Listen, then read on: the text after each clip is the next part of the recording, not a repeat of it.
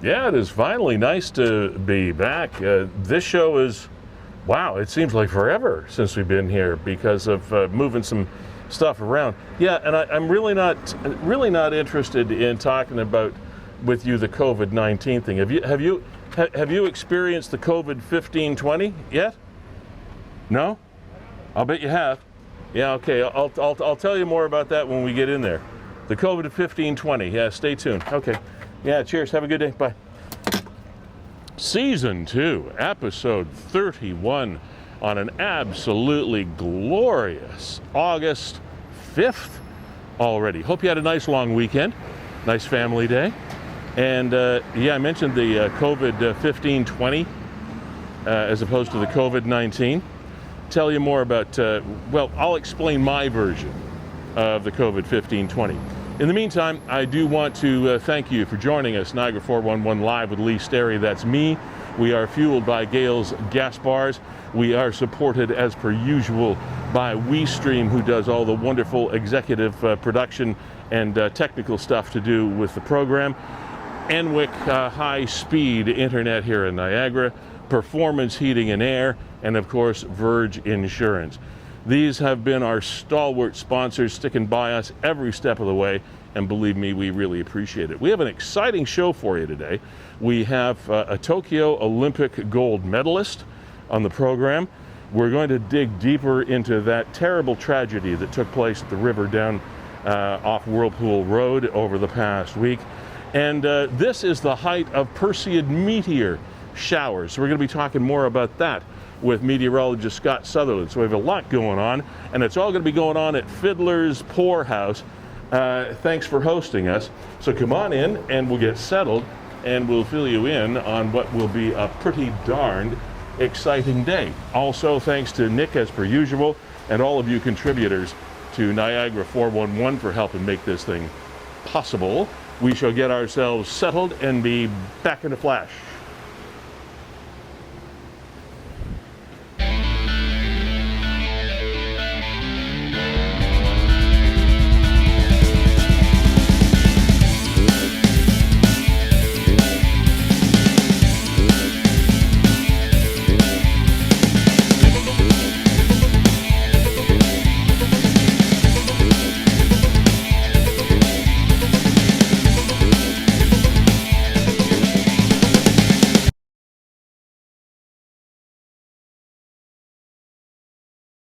And good afternoon once again, and welcome to the show. We are Niagara 411 Live, Season 2, Episode 31 on this beautiful, beautiful summer day, August the 5th. And again, hope you had a nice long weekend. If you're headed off on vacation sometime in the near future, as our friend Kevin Jack is, after the show today, then we wish you well. What I was talking about right off the top there down in the office was what I called the COVID-15-20. And my COVID-15 to 20 is pretty much centered right here. We talked about gaining weight during the COVID thing when we were hunkered down and in isolation and all of this. Well, it's worse now that things have opened up. We have been to people's houses. We have been to many local restaurants, supporting local, that's good. Yeah, but there is so much eating and also some wines and beers and things like that come into play. This whole COVID-15 to 20 is the real scourge. Just like, I got to get a whole new wardrobe. This is silly. Kevin, you probably experienced this. How you doing, by the way?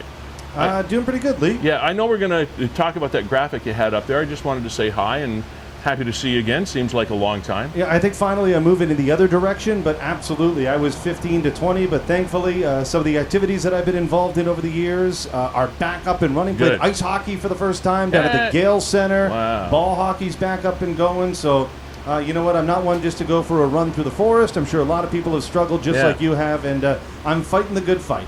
Yeah, good for you. Good for you. So we have a gentleman waiting, standing by to talk to us, but I want Kevin to put that graphic back up on the screen that he did have on there, and I was It looked like I was ignoring it, but I wasn't. Zero patients with COVID-19 at Niagara Health. For the first time since September of 2020, almost a year ago now, Niagara Health does not have any COVID-19 patients admitted in the hospital. Isn't that amazing? Wow, we were wondering if we would ever see this day.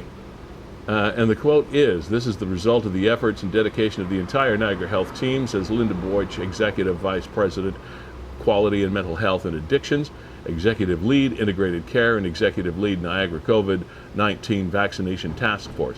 Wow, can you imagine having Linda's business card? You need a business card like the size of this computer. That's a lot of responsibility. This milestone also reflects the impact vaccination against COVID-19 is having on limiting the transmission of the virus in the community. So kudos to all of you for allowing us to get this far and being able to now finally expand our social circle as we have been able to do. So we have, as I mentioned earlier, a really, really interesting show, a very impactful show, I think, coming up. Kim Venditti is going to be joining us. Kim is the mother of Alicia Kirkwood. Alicia Kirkwood lost her life to the river, as much as two young people lost their lives to the river over the past week, and it has been big, big news around Niagara, as it should be. Kim is going to be here to tell us the story of her daughter and how she's dealt with it and what her thoughts are on that situation and the river and all things surrounding that topic at about 12:20 today. So she's going to be coming up shortly. We're looking forward to talking with her. Lee, I'll just throw this up here. So this was the Facebook profile for Alicia. She was 28 years old, and I know we'll get more of the story, but I know she's well known and well loved around the region. Yeah. And we lost her, and it was what, Kevin, 3 years ago? 3 years ago, May 24th long weekend. May 18th, but it was the May 24 long weekend. So we'll fill you in on the details of that to refresh your memory and hear Kim's story then and now in a few minutes. Also coming up about 20 to 1 today, our meteorologist friend from the Weather Network. He's also a science writer for that company. Scott Sutherland is going to be joining us. This is normally here in August, the height of the Perseid meteor shower season, and we'll be talking about that. Also at 1 o'clock, something very exciting. Kristen Kitt is a St. Catharines girl, and she won gold in Tokyo as a coxie for the eights in her competition. She is going to be joining us from British Columbia. She's out there studying. She's back in school, or will be back in school shortly. But we'll talk with a Niagaran gold medalist at about 1 o'clock today. So we're really looking forward to talking with Kristen. And Kevin, we can talk more about the Olympics when we get a chance, because I know you've become addicted. We had a huge gold win with the decathlon. This morning, Andre DeGrasse picked up the gold for the 200 meter. And although on a total medal count, we don't really compare to the big guys, we should be pretty proud of ourselves for our prowess in some of these sports this year. We have now the greatest athlete alive, right? Yes. I mean, traditionally, the winner of the decathlon is the world's greatest athlete. So and congratulations. Dare I say it, Bruce Jenner was one of those. I know. In her day. And maybe the most famous. Well, certainly now. Yeah. Absolutely. But Damian Warner, 31 years old. He's been at it for many years. I don't know if this is his third or fourth Olympic Games or what it is. But I am not unfamiliar with Damian's name at all. He has been a competitor for a long time. But the thing that was cool about that, Andre DeGrasse thing, is the fact that everybody was making a big deal out of Usain Bolt, like lightning bolt and all this stuff. Andre DeGrasse won the 200 meter, beating the time that Usain Bolt ran the 200 in when he won the gold. So This is a huge Canadian record, personal best, Olympic record, all kinds of things. So, Andre, thank you very much for your efforts. Canada's shining brightly in Tokyo. We might not have high raw numbers, but boy, we've got some quality medals in there. No question. Okay, we're going to bring a gentleman on right now that I've been going back and forth with a little bit over the last little while. He's been on the program before, way back in our early days. He is a lover of, a protector of, and very knowledgeable of the Niagara River and things ecological here in Niagara. His name is Gary Wilkins. He's, I guess you could call him a local environmental activist, for the lack of a better title. I don't know if that's the title that he would place on it, but there are some things going on in Niagara that he has been looking into, he and a friend of his have been looking into, that he's pretty concerned about, and he wanted to come in and talk to us and talk to you to sort of raise that flag. And Kevin, is Gary still in our is he still in our green room? Gary, yes, I have a couple of videos that I can play, but I know Gary can hear us. Yeah. Gary, we saw you turn your video on once. You haven't connected your audio, so we won't be able to hear you. You won't be able to hear us. Okay. So I guess as I say that, I don't know why I'm saying this, but you're going to have to connect your audio and turn your camera on, Okay. and then we'll get you on the program. But I know he sent some videos He sent me along. some things that I archived for the period when he'd be able to join us, which should be now in just a couple of minutes. His concern, okay, let's play it. We're on the YMCA site where they propose to put housing. I've warned the government and everybody involved that this is a tar pitch waste site. This is exactly on the YMCA site. Please look right here. The tar pitch is, the tar is coming right out of the ground, right where they want to put housing. We have to stop this as a people. This is going to kill so many people, it's unbelievable. Please help us do something. All right. It's literally leaking out of the ground. Look at this. It's literally leaking out of the ground. It's leaking out of the ground. My gosh. Okay, so that's one of the videos. Gary, you with us? I think so. Yeah. Okay. Get yourself looking at the camera. There we are. How you doing, bud? I'm good. How are you, Lee? I'm great. Okay. Now let us know what we were looking at when you sent the. There's something moving around on your end. Well, that's just probably me. Okay. Well, sit down. Fair enough. Try to get rid of this flare. Okay. So here we are. Okay.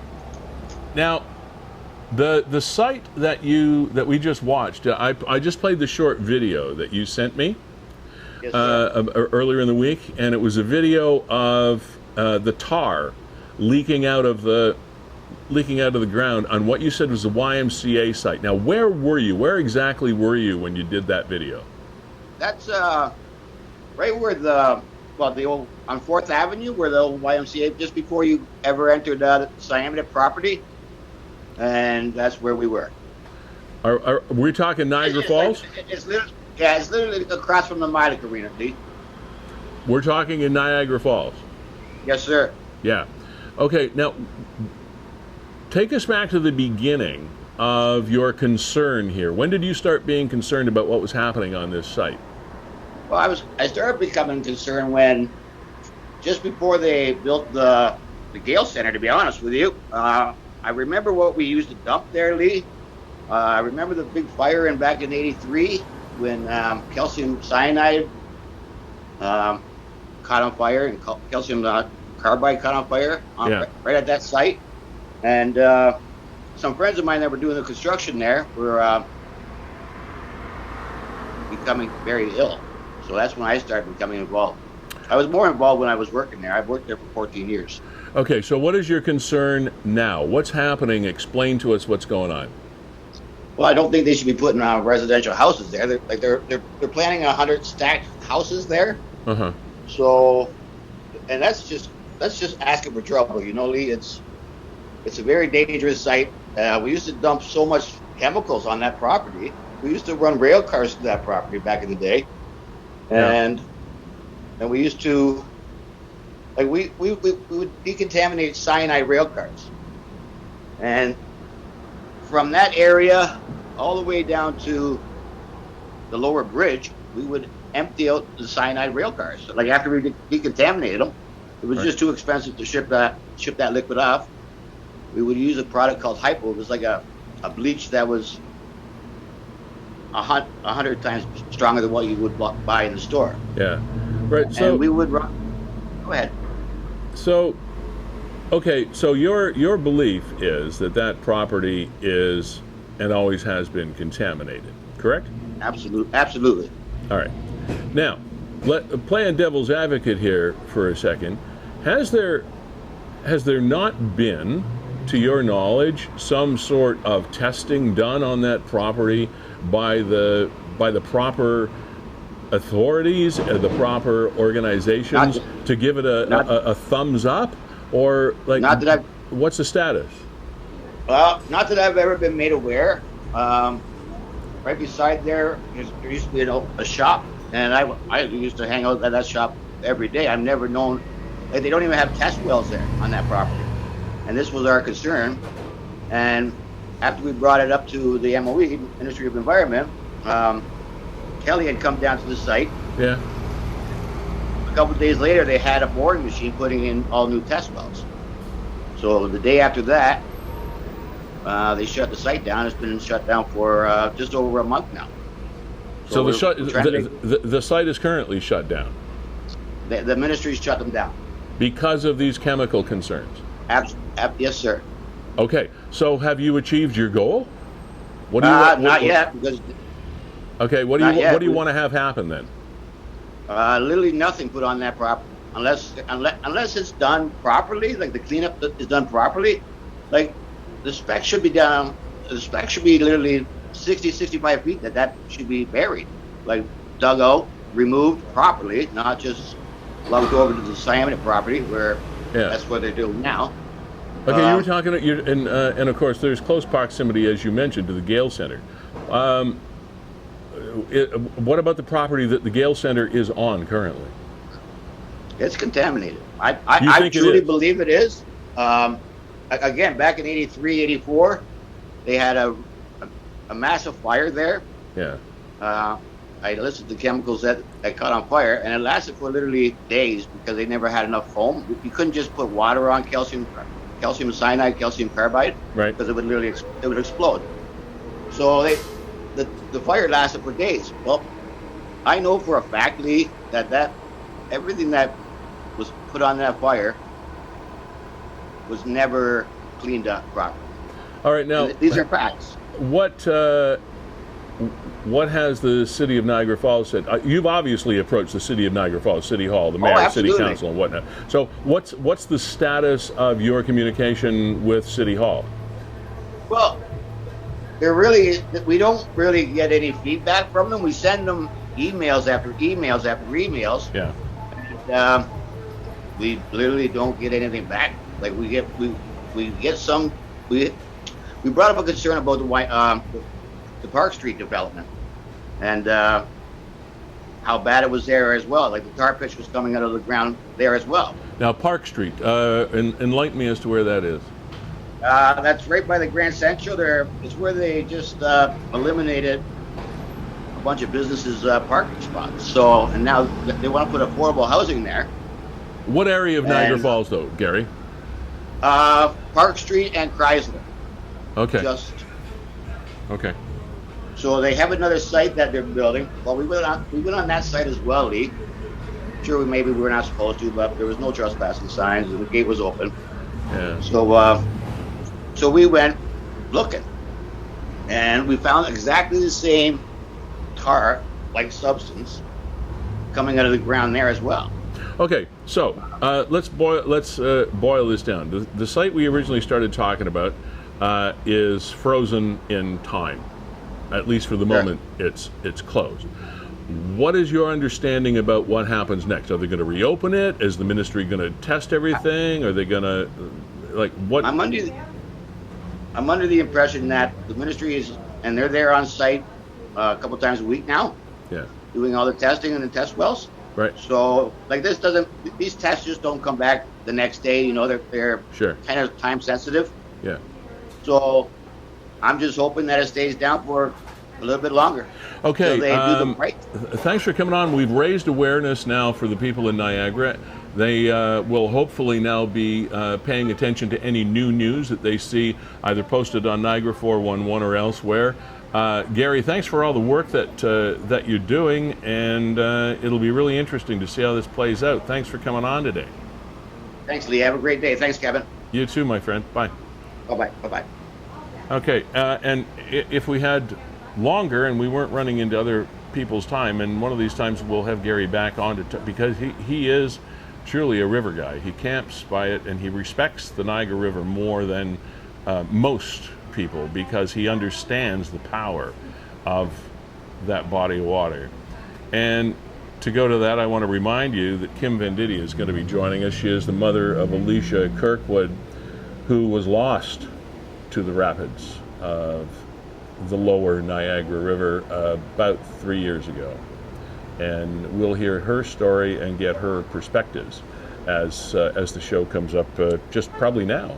Yeah, and Alicia just getting herself set right now in the green room, but maybe we can just talk about the tragedy that occurred over the weekend. I know it was getting lots of comments, lots of traction on Niagara 411, and we wanted to take that conversation a step further. We did, and Kevin and I talked about this often. How do we want to approach this? Because a terrible story, young couple with a group of friends down here from the Toronto area, and oftentimes people like that get sort of denigrated because people from Toronto come down, they don't know what they're doing, and they have no respect for the river, etc. And well, that's well and good, except for the fact that two young people lost their lives in a way that should never have to happen, and parents shouldn't have to deal with. And their identities have not been released yet because the young man's body has not yet been recovered. It probably will as the currents do their job. However, 3 years ago, Kim Venditti lost her daughter to that area of the Niagara River. And as a result of a comment that she made on the Niagara 411 story about the loss of these two young people over the past week, Kevin and I discussed it, and Kevin reached out to Kim to ask her if she would be interested in telling her story, and she jumped at the opportunity to, after all this time, and I suppose when you've lost a child, 3 years goes pretty quickly or slowly, depending on your perspective. But after this time, be able to give us her perspective on not only her story, but the current story of the Niagara River and this area that has killed people. More than the two in the past week, and more than Kim's daughter Alicia 3 years ago. It is an area to be respected and dealt with in proper ways. It is an area that has sufficient signing to warn people that it is an area in which you're to be careful. It is a hiking area as well, but maybe those warnings are not graphic enough. And I'm looking forward to Kim offering us and you her solutions. She is joining us right now. Kim Venditti, thanks for coming on the program today. How you doing? I'm okay. How are you? I'm well, thank you very much. As a parent, the last thing a parent can ever imagine is having to suffer the death of one of their children. I mean, that's something that doesn't go away, and I really do appreciate you being here to tell your story today. So tell us the story, Kim. Tell us a little bit about yourself. Tell us a little bit about you and your daughter and the backstory to this. Okay, she was Alicia was a free spirit, She loved hiking. She loved, trying different things. She was a strong swimmer. She's grown up in the Niagara region, so has hiked quite a bit down in the gorge. It was a Friday afternoon. She got off work, went to meet her boyfriend. They changed and decided to go for a hike, and it was a decision between Short Hills or the gorge. And they decided to go to the gorge, and she didn't come home. They hiked down there. She sent us some pictures, or sent her sister some pictures from down there. And she decided that she wanted to take a picture of a really cool rock formation, and stepped onto a rock and turned around, lost her balance, and fell in the water. So she stepped onto a rock to take a photograph from a particular angle. The rocks get kind of slimy and slippery, so and she slipped and fell into the water. Right. The rocks do form algae, and you can't see it on there, so you don't know. All those rocks are slippery, and people don't realize how slippery they are. She fell in the water. She stood up in the water. Her boyfriend was going to help her out. So she was actually able to stand up. She was actually able to stand up. She was in a shallow area. She stood up. The water came up to her knees. He thought she'd be fine getting out. He put down his hand to grab her, and the undertow took her away.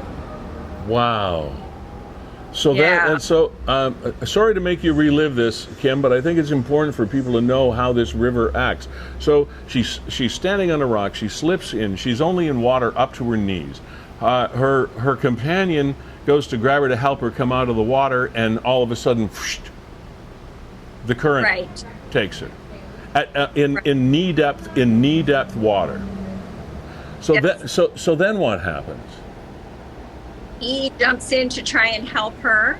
He managed to get her. She grabbed onto the back of his belt, and they were trying to grab a rock on the side, trying to grab something, but the rocks are smooth. There's not really a lot to grab onto. Yeah. Managed to get his hand, and keep in mind the water is very cold, so they probably have no feeling at this point. Right.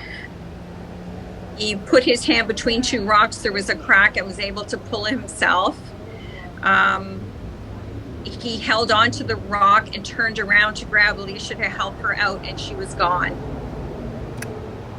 She had let go of his belt. Wow. So we don't know. She may have become unconscious at that point, and he never saw her after that.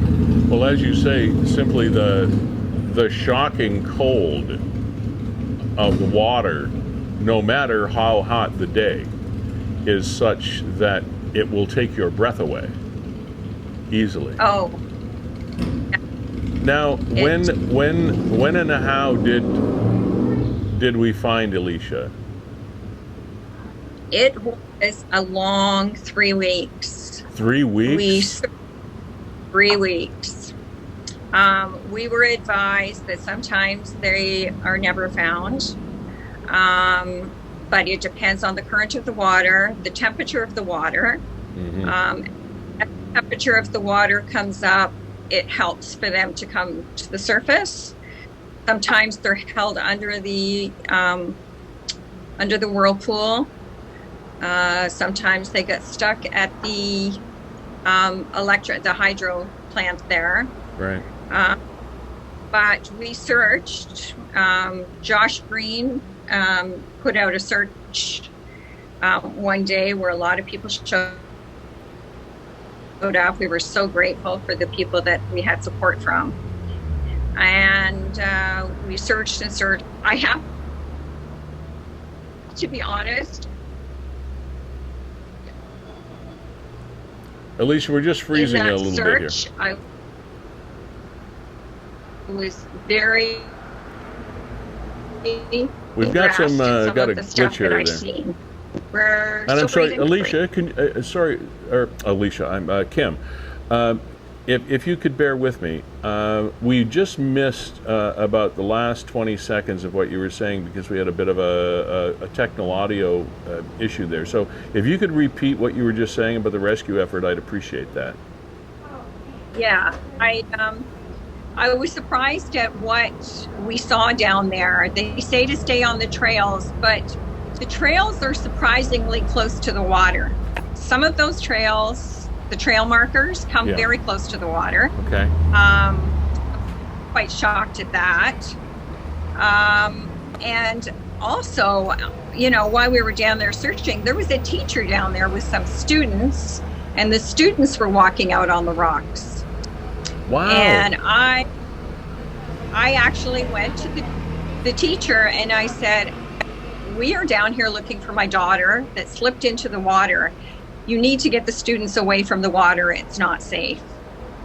Holy cow. Yeah. It was really distressing to see, you know, the different things that we saw while we were searching. All right, Kim. So you have had 3 years of hell and 3 years to reflect, and I'm sure do some pretty in-depth critical thinking about this whole issue. Right. And I'm sure what happened this past week to the young couple from Toronto area brought it all back to you, screaming like crazy. Every single time. Sorry? Every single time it happens, it brings it all back. And I just want to scream that somebody else have to go through this pain. Okay, what, if anything, upon all of this reflection, should we do? You know, everybody, I don't know logistics of things, but everybody has different ideas. It doesn't make sense. We can't obviously put a fence all the way along there. That's not going to work. But I think the trails need to be moved back further. They need to be very clear. I wouldn't mind seeing some ropes strategically placed down there, where if somebody does go into the water, at least there's some kind of effort you can make to throw a rope to somebody or a lifesaver, you know, like a life preserver. Right. Something. Like maybe some of those, like you see on the ship, some of the rings with ropes attached to trees or something. Right. That, at least there's something that you can actually make an attempt to try and get somebody some help. Yeah. Also, you know, there is, I know of one emergency phone down there, but I feel like they should have emergency phones placed also strategically along there where people are hiking. Do you think the message on the signage is powerful enough? No, absolutely not. We've all been there. We've all been young, foolish. You know, you see a sign, you walk by it. You say, oh, well, it won't happen to me, kind of thing. Yeah, I'm going to be careful. Yeah, I would like to see, and I've been saying this for a while, a memorial for anybody, for, you know, there doesn't have to be names on there, but a memorial at the bottom of the stairs where people that are going in to hike can actually see that people have lost their lives down there. I think that's I think that's a great idea. I think it brings sorry, go ahead. It makes it more real. If you know that people have lost their lives down there, even if they put a number on there so that they know, like, this has not just happened once in a while. This has happened on a regular basis. Kim, I don't know how you feel about this.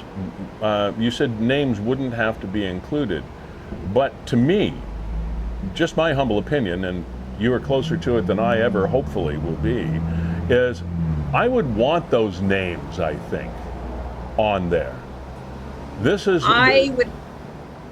I would like to see the names on there too, Lee, actually, but I don't know if the city of Niagara would go for it.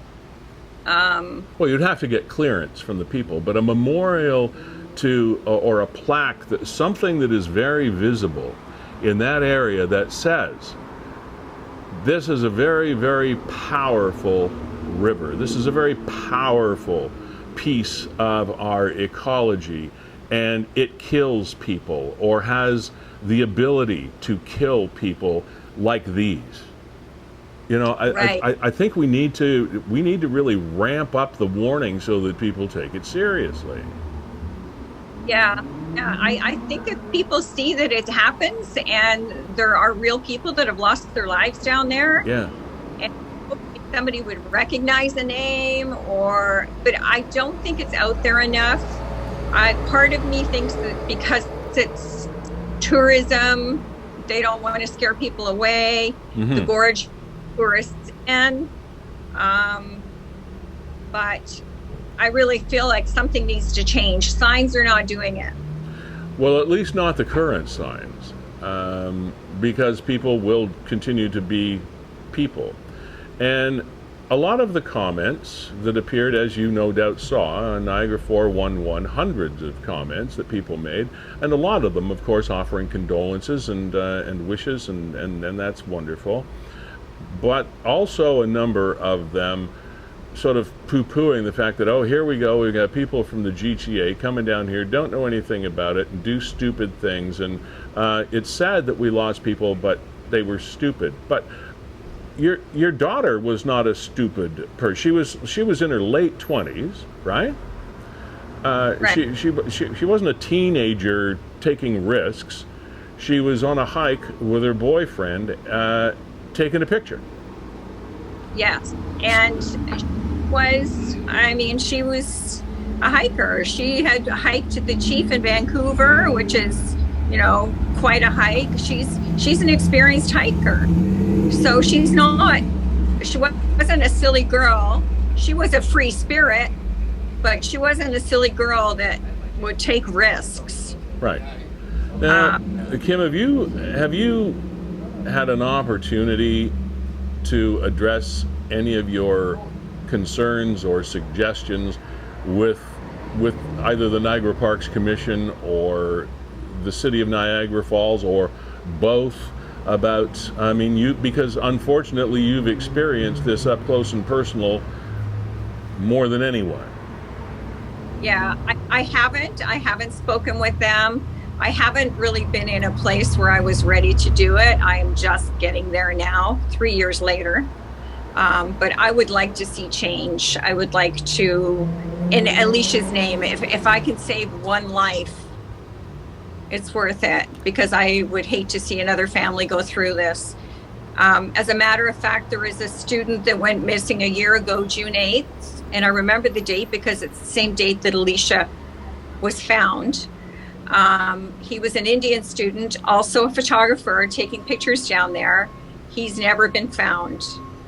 I am in contact with his family, or his brother in India, and he still, a month ago, had not been found. Wow. Should there be something such as an inquest, or inquest, I guess, is the best word I could use, into the tragedy of the last week with these two young people?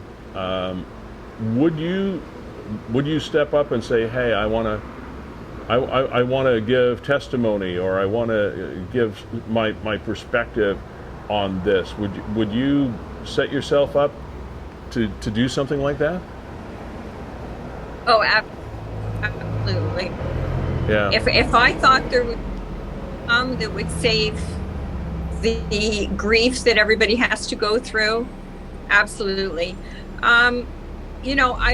My thing, I didn't approach the city either, because it's about money too, and they don't like to spend money on things. I can't imagine they're going to spend money on a memorial, but for me, if it's going to save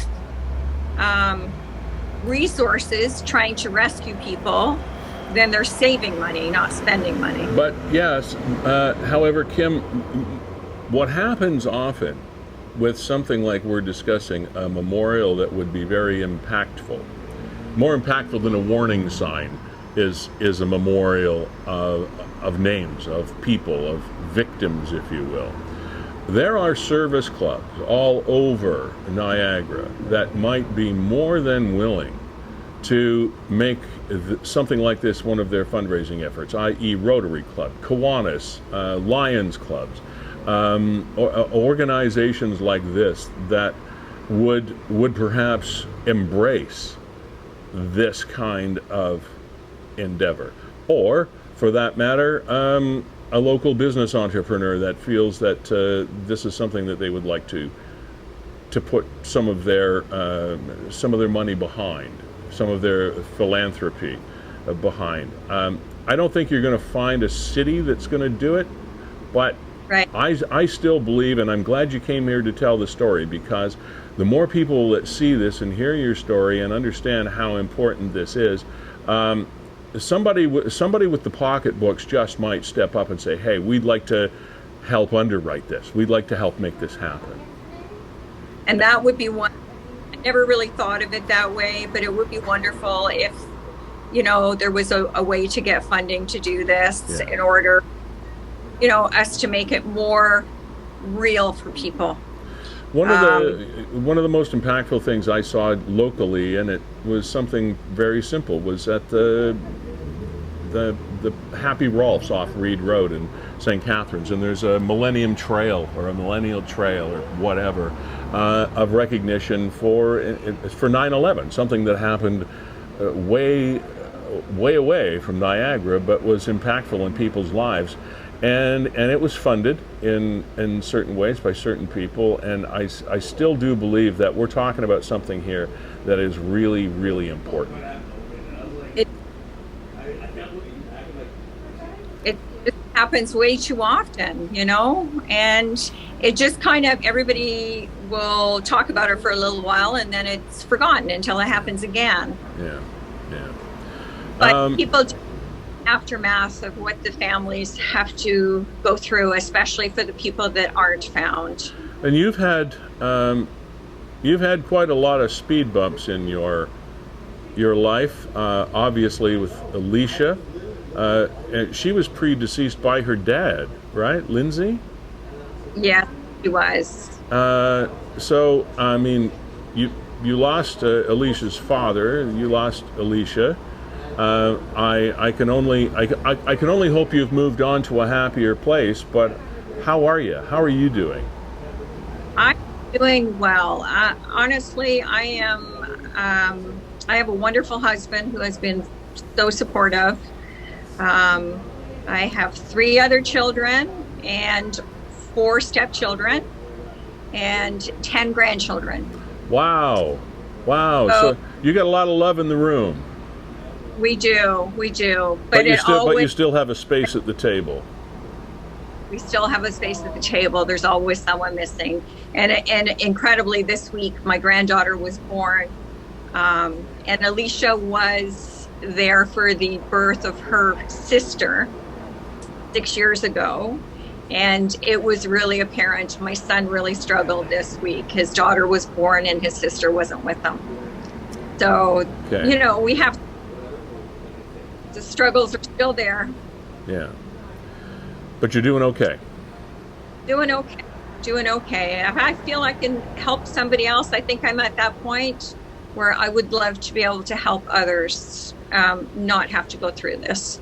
Before we bid you farewell, is there anything else you'd like to say while you have the floor? You've got the audience here, so. I think, like, people make comments on the Facebook group. It can be very hurtful to a parent that has been through it when they don't really know the story. Right. It's really hard to read that kind of stuff. We really need to be more human and think about what that family is going through, and that they don't need that kind of negativity. So let's support each other rather than, This is probably really inappropriate, but I wish I could give you a hug right now. So consider it a virtual hug. Thank you for coming on. And we'll remember your story a long time. And I hope having you on here today helps move something forward. I really do. That was wonderful. I hope so too. Thank you so much for letting me tell my story. Wouldn't have it any other way. Kim Venditti, thanks. Enjoy the rest of your Thursday and have a good weekend, okay? Okay, thanks. You too. Bye. Bye now. The power of the river continues to amaze and haunt us. It's the area that we live in. It's that wonder of the world that is also a horror of the world at times. Wow.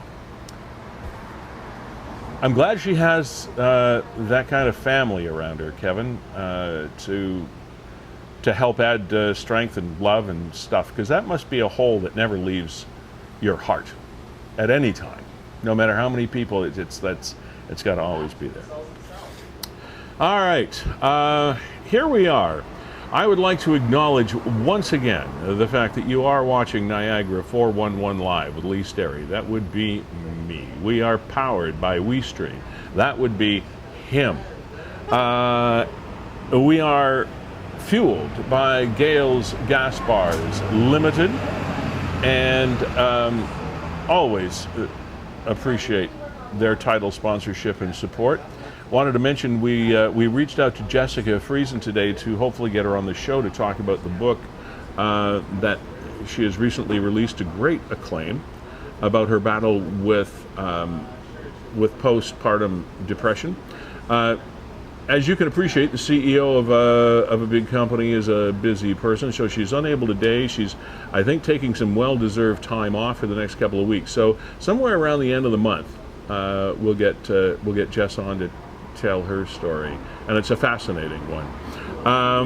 Performance, Heating and Air, Carlo and the gang, thank you very much for being here and trying to save Niagara families money, because they have families here too. Enwick, high-speed internet. Niagara's best solution for rural as well as urban, dependable high-speed internet, good business service, no contract fees, etc. So check him out.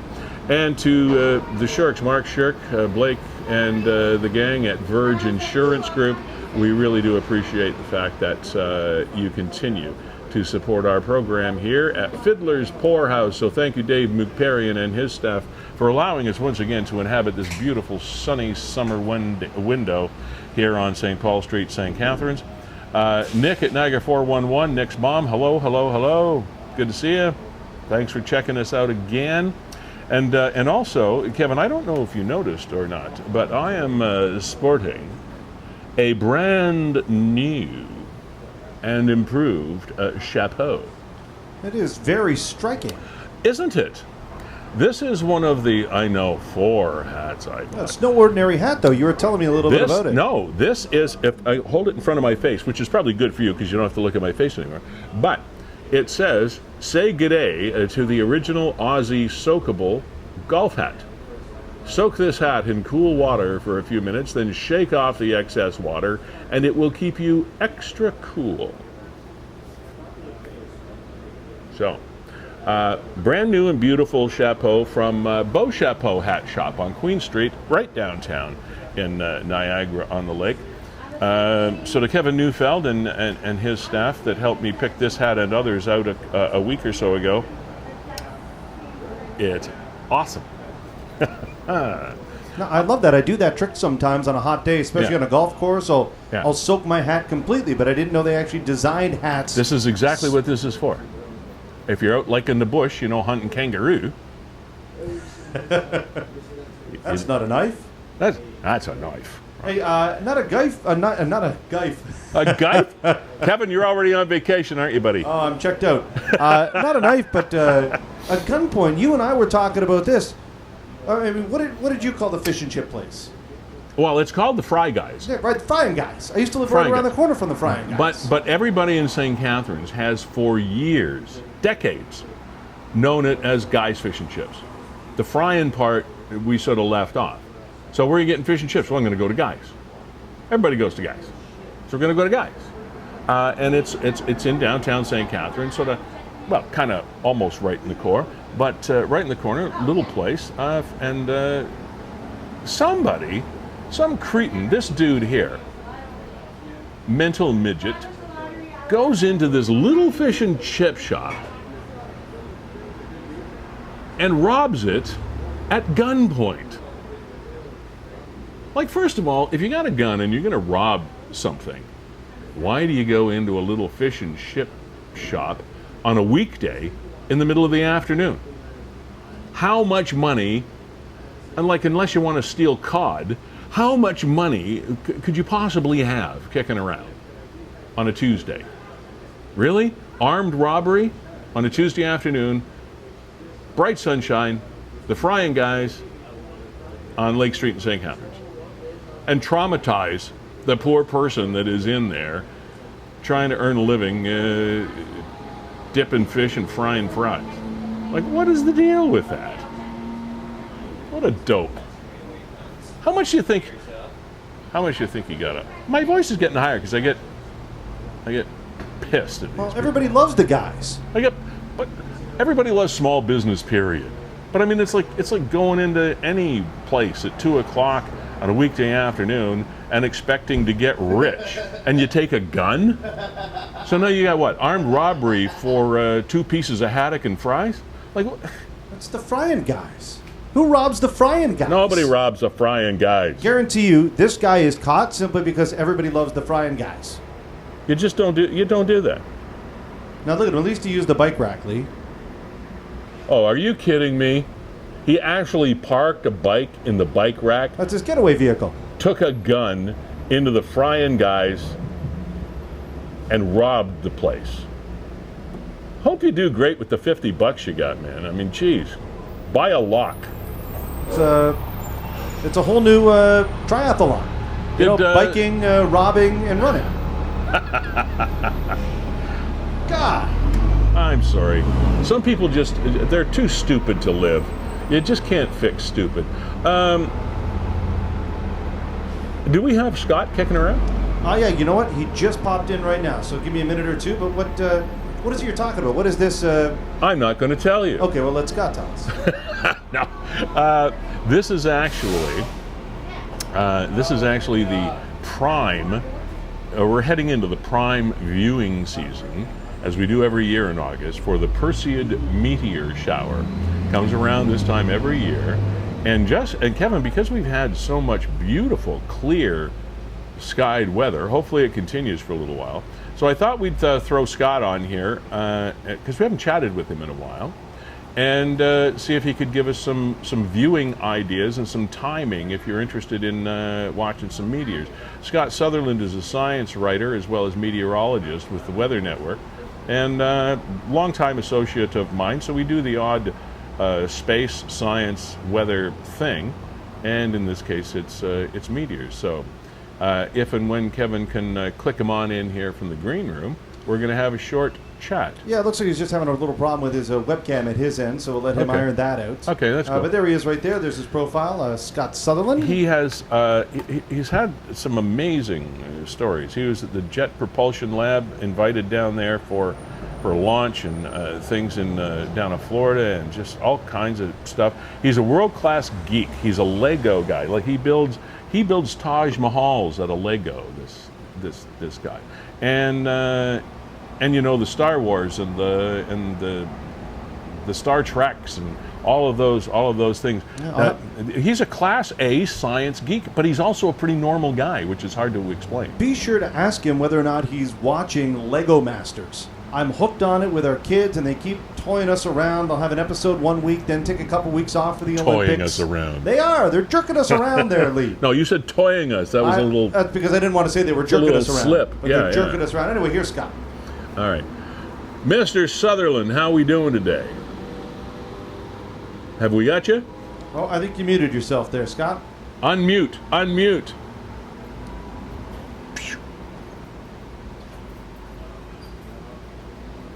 All right. He's figuring it out. He's not figuring it out. He thinks he's figuring it out. Just after I got setting him up as the best geek of all time, we can't hear him. Yeah, he's having problems. Uh-oh. Well, you know what? I'll just leave him up there. And you may have noticed that our gold medalist has hopped in the room, and she's coming on sharp in what a 5 show. minutes. Kristen Kitt of St. Catharines in BC right now, because she's going to school out there, was a coxie for the Team 8 that won gold medal at the Tokyo Olympic Games. And she's standing by, and she's got more story than that. There's some depth to her story. And so we're going to be talking to Kristen also after we hopefully get a chance to chat with Scott. Yeah, Scott just dropped out and he wants to come back in. I don't want to keep Kristen waiting too long. You know. Well, why don't we do Kristen and ask Scott politely if he can postpone it till after we're done with Kristen. All right, well, I don't think I'm going to be too polite about it, but that's fine. That's just between you and I. Why can't you be polite, Kevin? I mean, your cynicism is starting to show now. Just because you're mentally on vacation, there's no need for you to get snarly. The trailer is packed. It's hitched up. We're heading east. It's no need to be cruel. It's you know. Now, Kristen's just set up there out in British Columbia. She's back from Tokyo. I will say, Lee, that I have 100% geeked out on the Olympics. We talked about this 3 weeks ago. We're in the middle of the pandemic. Yeah. I wasn't really sure whether I would warm up to the Olympics. All of a sudden, there's the opening ceremonies. I see people racing, and I'm hooked. I am absolutely hooked. I look at your eyes, and they've got like 7 rings in them. Oh yeah, well, 5 rings. 5 rings. 5 rings. And your eyes are a little weird. I'm staying up late. I'm waking up early. The women's gold medal soccer match just got moved to 8 a.m. tomorrow morning, so the alarm is set for that. I was up early this morning to make sure I was able to watch Damian Warner. But I woke up at 5 a.m. to watch the girls' semifinal soccer match. Kevin, enough about you. Okay? Let's talk to a real gold medalist. Kristen, Kit, how are you? Hi, thanks for having me. It's pretty exciting to be seeing the background of your show. Actually, it makes me miss St. Catharines a little bit. You are, yeah. How long were you here? I was actually just home for about a day and a half. Air Canada helped me out with a long layover, so I was able to see my parents. Nice. Which was pretty nice. Nice. You still have this sort of Olympic gold glow on your face. I don't think you're ever. We're not going to be able to chip that smile off your face, are we? Probably not for the next month. It still feels pretty surreal, actually, but pretty excited. Okay, now you are the coxie for the 8, right? Yep. And what is the pivotal role of that position? Because it's one of those positions in rowing that is debated often, and people have different views of it, et cetera, et cetera. So, sorry about the big noisy truck. That's welcome to live TV. Tell us what your job is. Explain it so that we can understand the role that you played in this Olympic gold. Yeah, so a coxswain, as you know, steers a boat. Yeah. The primary function, I mean, obviously, the boats are 64 feet long. They're very skinny, so they're actually really hard to steer, and you have to, the race is from point A to point B, so you want to go as straight as possible. So that's a really big part of our function, especially in a race situation. I also have a microphone, so I communicate with the women. And so my role is to communicate race strategy. I have to always be watching what other boats are doing that we're racing against, and be able to actually feel the boat and be able to feel, if the rowers start to get out of sync or the technique goes off, understand what the right call is. And as you said, it's like a highly skilled very specific position in rowing. So it's kind of a funny one. Yeah, it's sort of like you're the captain of the boat in a way. Don't tell the girls that. Okay, I won't. Hopefully they're watching, but she's the captain of the boat. No. So walk us through, if you will, your experience from the moment you arrived in Japan. What's that like? Well, to be honest, pretty jet lagged, so I was in a bit of a blur for about 3 days. But from what I can remember, it was, touching down, a lot of excitement. But Japan as a country has a lot of restrictions with regards to COVID. Right. The majority of the population is not vaccinated yet, so we were actually lucky to even just go over and race. So they were very strict with their COVID protocols. So upon arrival in the airport, processing took about 5 hours. Whoa. So from start to finish, so it was quite long, quite intense. And then we were in a city just outside of Tokyo named Sagamihara City, and that's where we had our pre-Olympic camp. And again, the COVID restrictions were super, super intense when we were there. So we weren't actually allowed to leave the building other than to go rowing. There was always some type of security presence. Yeah. There was a lot of media that was around. And I don't know if it was always good media. They were always kind of, it seemed to me like they were looking for maybe one of us to slip up a bit. Sure. The Japanese were so gracious, though. Our hosts in this training facility, they were just so grateful to have us there, and also they went over and above to accommodate any requests that we had. So we just had these phenomenal hosts for 2.5 weeks just outside of Tokyo.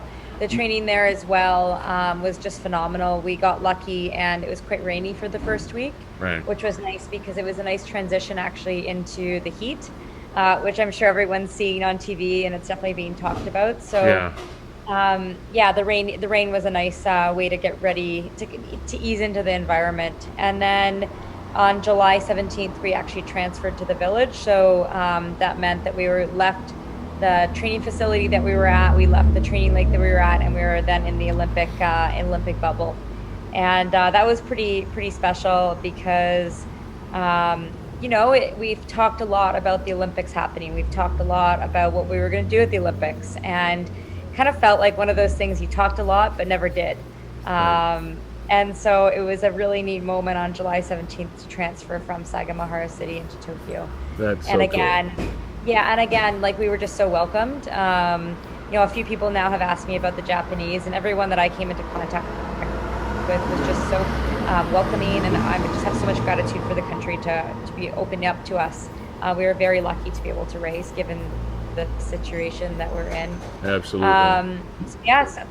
So we got to the village, and everyone had seen pictures of the village and those cardboard beds, and so we got to test those out. And got just right down to business. I mean, our crew, our focus for this regatta was to be very process oriented. So by that I mean focus one day at a time, one training session at a time, one stroke at a time, and that's even the way that we raced. We were just focused on one stroke at a time, not getting ahead of ourselves. And so after the excitement of moving to the village calmed down, it was just business as usual.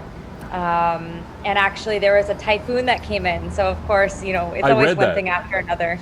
There was a typhoon that came in, so our racing actually got moved up a day for the initial racing that we did in our heat, and we just rolled with the punches and had a pretty good race. We got thrown through the line by the New Zealanders, but we were quite happy with the race because it, going up against the current world champions, we wanted to see where we stacked up, and it was a good way to get the nerves out as well. Absolutely. We had great years. Yeah. And sorry, go ahead. Sorry, go ahead. No, you first.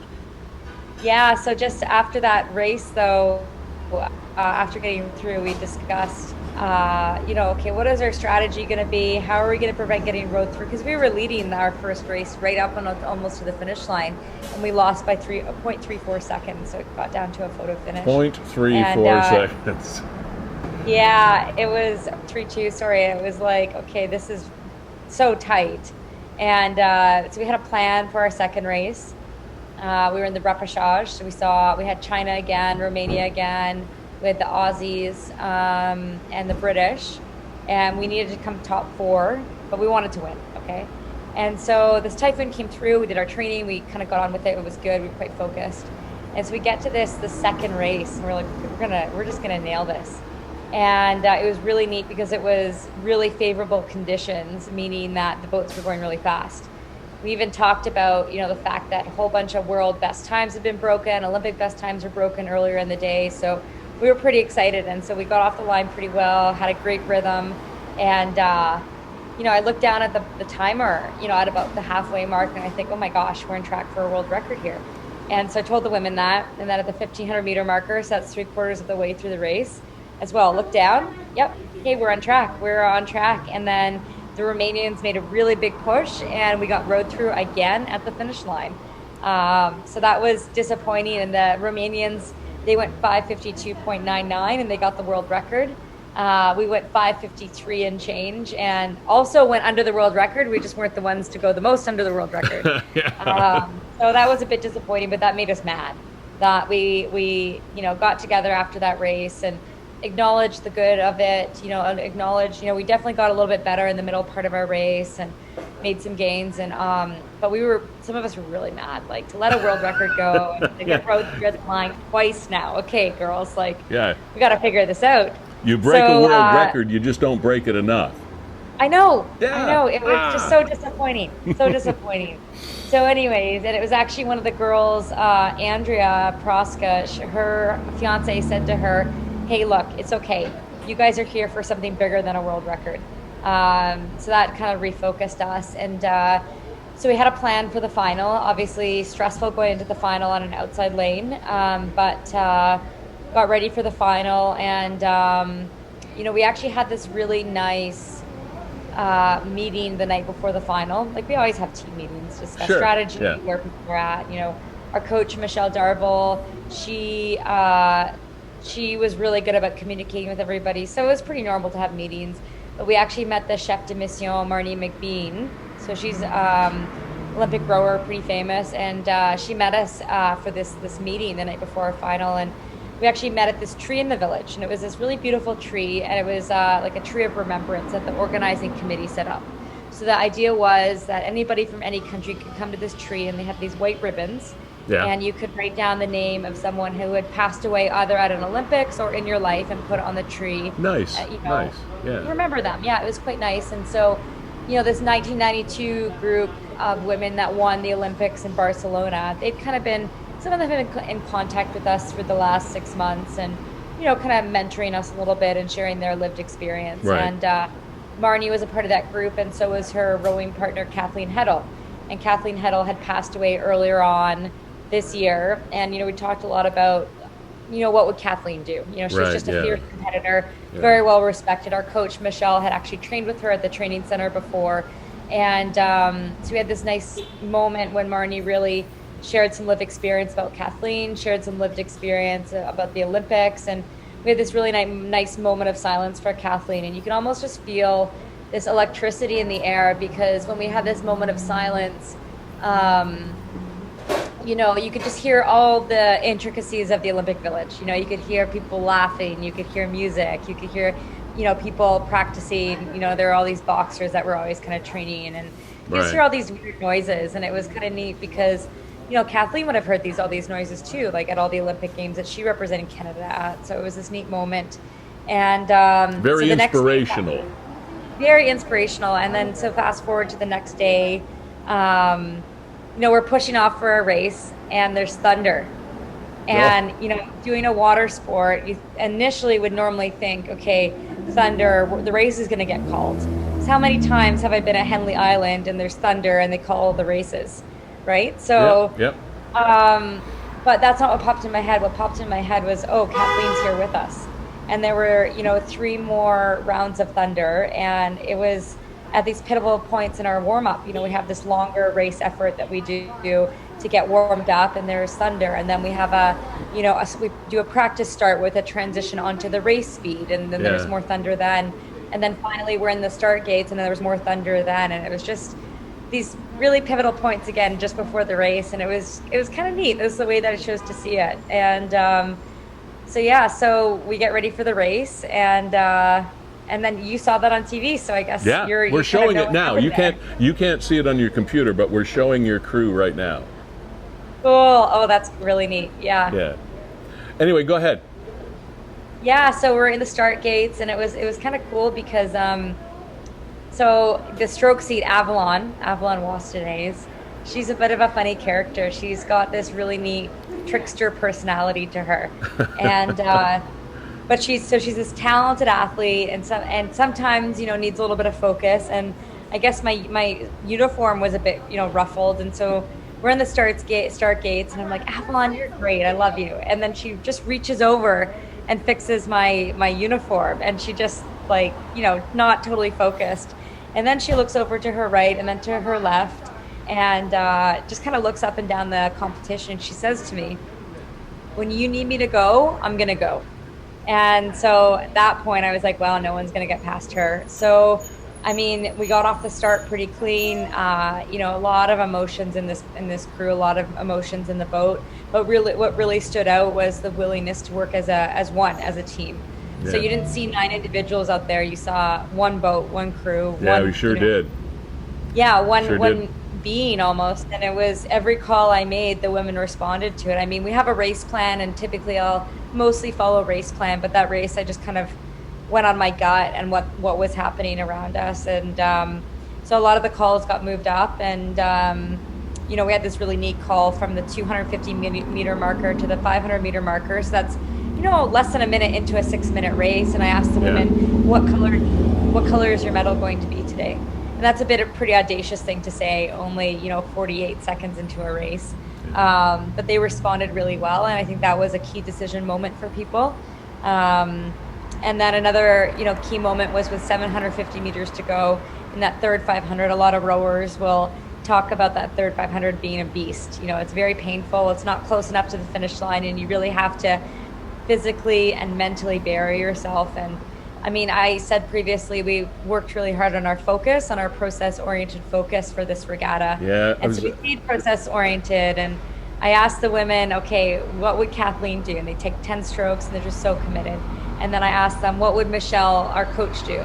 And they take another 10 strokes. And that's when we just we laid down the hammer, and there was no way anybody was going to get past us. Fascinating dynamics that take place that none of us ever see. So thank you very much for helping us understand what happens in the moment. That's just that is just very, very cool. Do you have your medal with you? I do, yeah. Can I see it? There we go.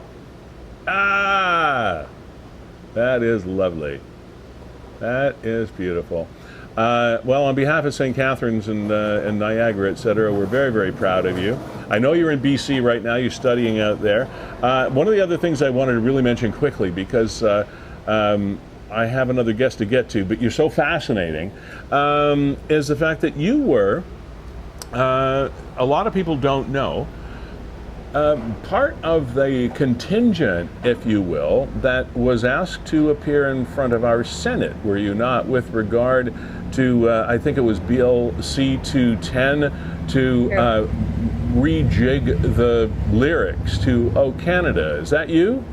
Yeah, that's correct. I was, it was after Rio Games, and I was really fortunate to be chosen as a witness, one of 2 witnesses, to speak to the committee at the Canadian Senate, and it was to make the national anthem more gender inclusive. And initially I had thought, I'm a proud Canadian, and my dream was always to sing "Oh Canada" on the world stage. If you win a race internationally, you get to sing your national anthem, and it's really, really meaningful. And so when this opportunity came up, it actually really spoke to me, because of course I want my national anthem to represent me, but I also want it to represent all the women that, race, that fight for the flag. And so it was a really neat opportunity to contribute. And what people don't always know, it was actually bringing the lyrics actually back to the original lyrics pre-World War I, which I found to be quite interesting. Yeah. So the all of us command, it actually, it's something that I was so proud to be able to sing on July 30th, and the women also were aware of it, and for us it was a really cool moment. Terrific. Well, thank you again for representing us so well, and representing us well again on this show. You speak well in your detail and your memory, and I know you've probably told the story a gazillion times and you'll never forget it, but I sense that there's somewhere a book in your future. We'll see. I'm pretty focused on just coming down from the games and sharing my story. I mean, Canadians have supported me so much. St. Catharines has supported me so much, and I really do feel this medal needs to be shared. And I felt the same way after the medal from Rio. Like, it belongs to the people that helped me, which is all Canadians, because we're government-funded athletes. So I'm just really grateful for the support from Canadians and St. Catharines. Well, we love you. Thanks for doing what you do. Enjoy your time there on the West Coast, and hopefully we'll talk to you again soon, Kristen. Thank you. Thanks so much. You're awesome. Kristen Kitt, bye. Coxie for the Eights, gold medal winner. What a wonderful young lady. Man, good storyteller. That's why I say there's a book in there. Like the details and stuff that she was remembering and going through, and that step by step, it's fascinating. That's why you select her. That's why we win a gold medal. Exactly. And you saw her, and you saw the way she was cheerleading, and you wonder about the role of a Cox in in rowing. There it is, right there. Yep. There it is. I want her in my boat. Exactly. Yeah, she's the motivator. She's the spark.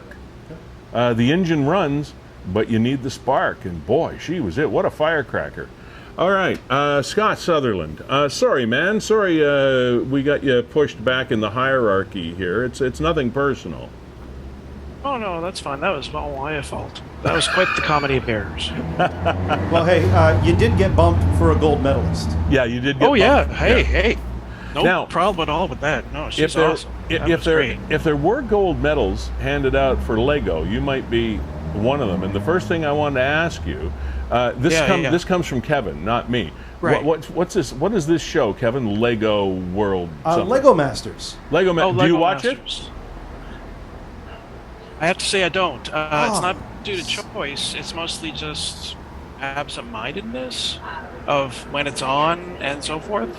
Trust me, it's Tuesday might nights. also be a little bit of jealousy in there because whereas I'm really good at creating models, it takes me a long time to do them. I could never do what they do on the show. I would suggest checking it out, Scott, because it's pretty impressive what some of these people can do. Yeah, I keep meaning to, and I'm actually going to look it up right after we get off here. Okay. So I can figure out. Because I know we do that to you. We poke you with things, and then you go do the research. And, yeah. And then you know more about it than anybody. Yep. Science writer, that is my life. Science writer and meteorologist with the Weather Network, and we haven't chatted with Scott in a while. Yeah, it's been a while. But, of course, the story this week caught my attention because this is Perseid meteor shower season. Yeah. And the headline that I saw was we're headed toward the height of the Perseid season, and we've had some pretty clear weather over the last few days. So fill us in on what the Perseid meteor shower is, and when and where we might best be able to have a look. Right. So the Perseid meteor shower is an annual event in the night sky. It's caused by a comet called Swift-Tuttle that's right now way out in the solar system. It's almost out to Neptune's orbit right now. Mm-hmm. But every year we get a reminder that it's out there because the planet passes through a stream of debris that the comet leaves behind every time it whips around the sun. Right. And as Earth passes through that stream, the atmosphere sweeps up these little grains of dust and gravel and so forth, little bits of ice and rock, that when they hit the atmosphere, they're going tens to hundreds of thousands of kilometers an hour. Just the interaction of how fast these things are whipping around the sun and how fast Earth is plowing through this stream combines to they're moving so quickly that when this tiny little grain of fleck of rock or dust slams into the air molecules in the upper atmosphere, and it presses them together so hard that it causes that light to glow, those molecules to glow with light. Right. And it's usually just a bright white flash, of light that goes by, but the Perseids create fireballs. Create the most numerous number of fireballs of all the meteor showers we see in a year. Okay. And those are extremely bright meteors that are visible. Some of them are even visible if you were right in downtown, Toronto with all the light pollution, you might still be able to see Is that right? one of these fireballs.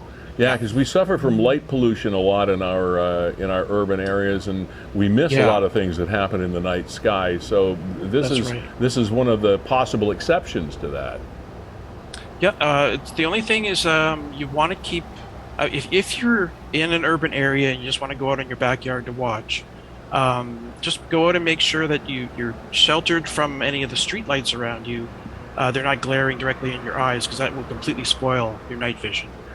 Put your phone down, or like set it to a setting where all the blue light is going on it. Okay. Or dim it.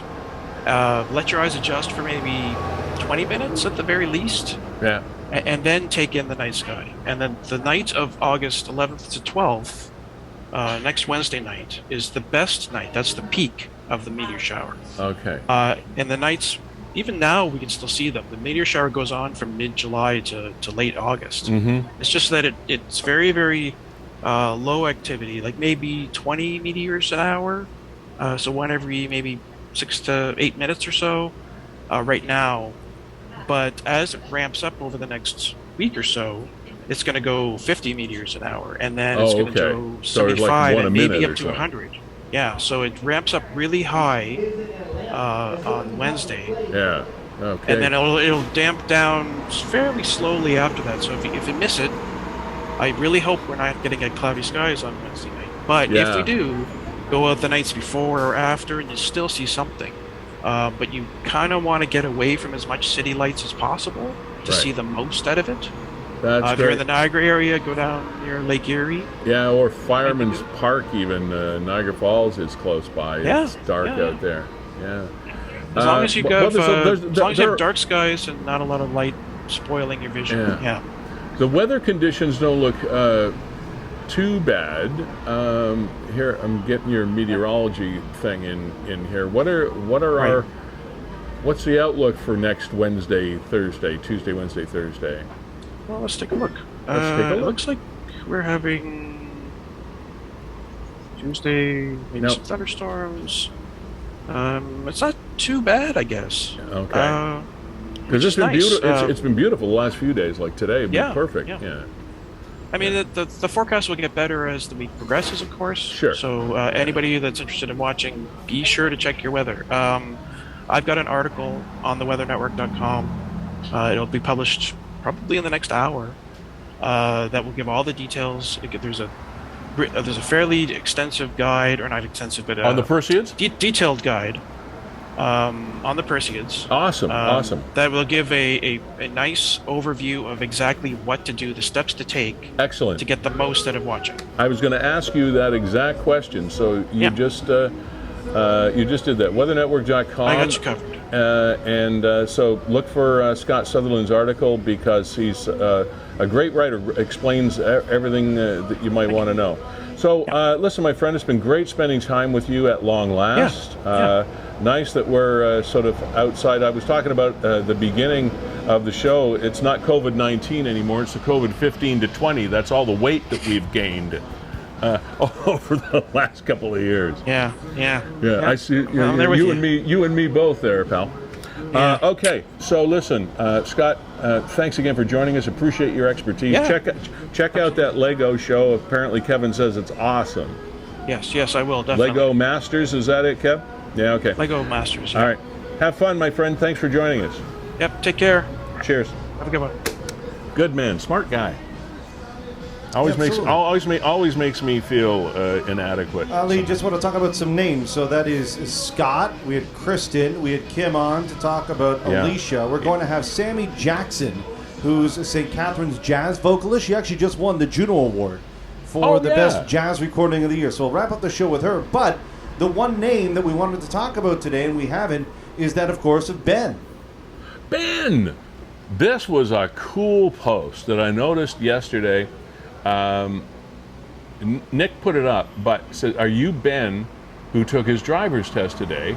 Or do you know Ben? Here's a copy of the email I received, meaning Nick at Niagara 411. What a cool story.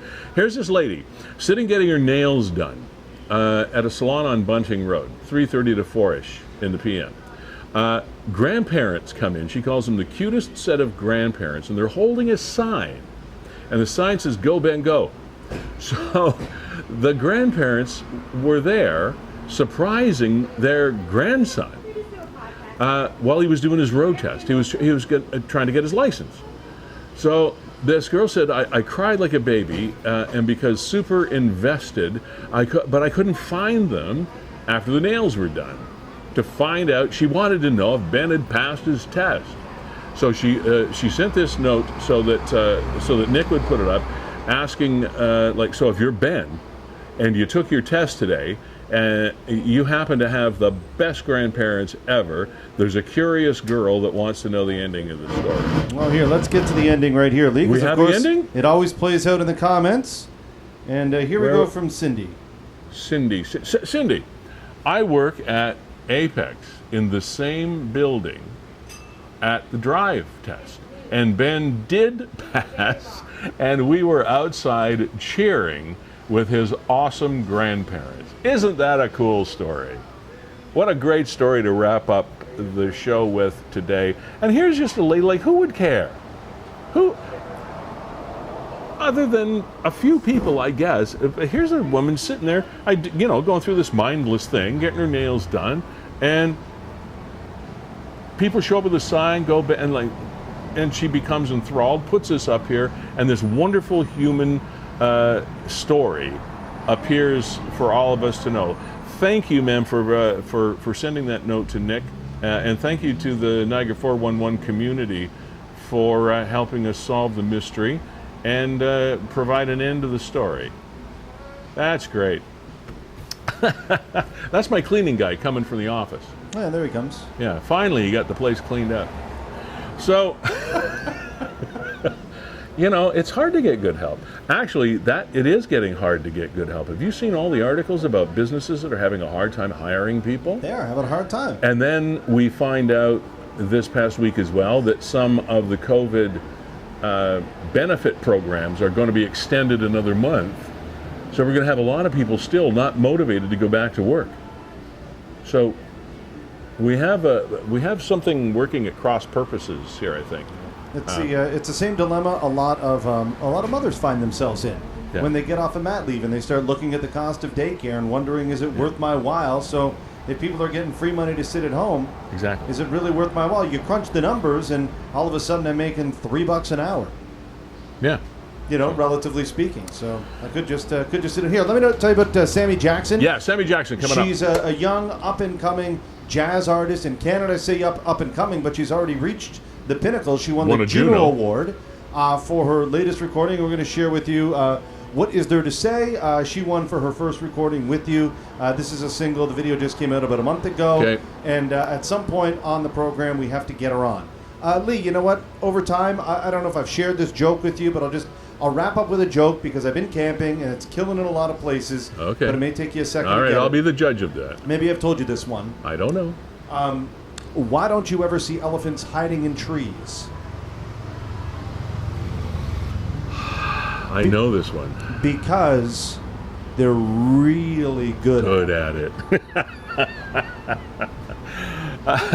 Thank you to Scott Sutherland, Kim Venditti. We'll make something happen down in that Niagara Gorge yet. Kristen, Kit, Kankson, congratulations again on the gold. Kevin, as always, a pleasure. Gale's Gas Bars for fueling the program. Performance Heating and Air, Anwick High Speed Internet, Verge Insurance Group.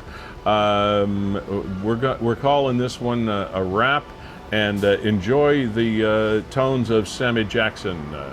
Great weekend, everybody.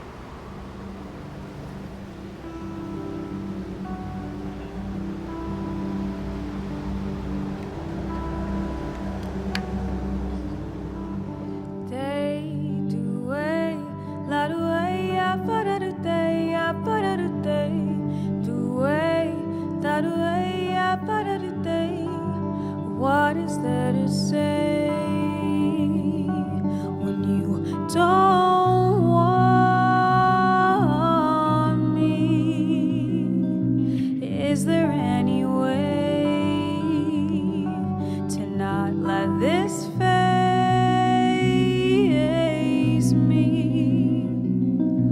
drive me crazy or make me sad. I just wanna forget what we had.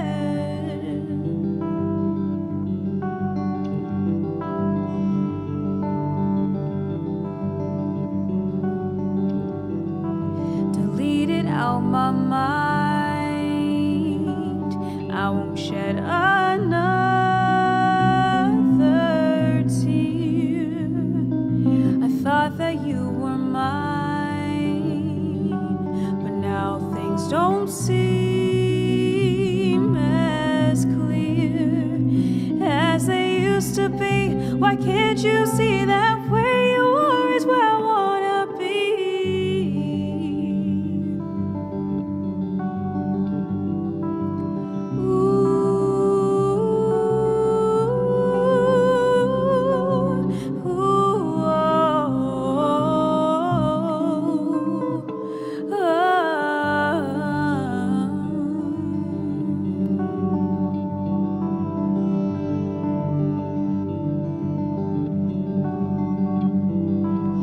What is there to say when you don't love me? I'll be on my way on this brand new journey.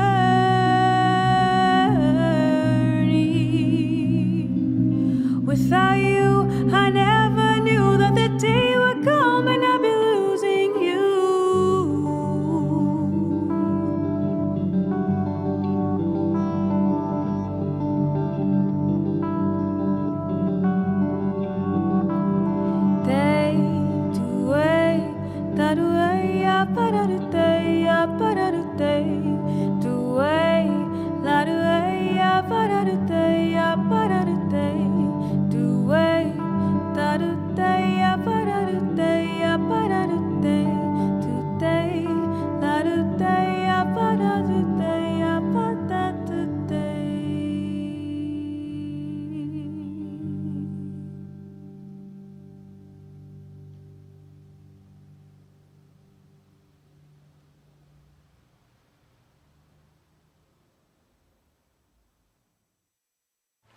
Book your next trip with free cancellation on Hotels.com.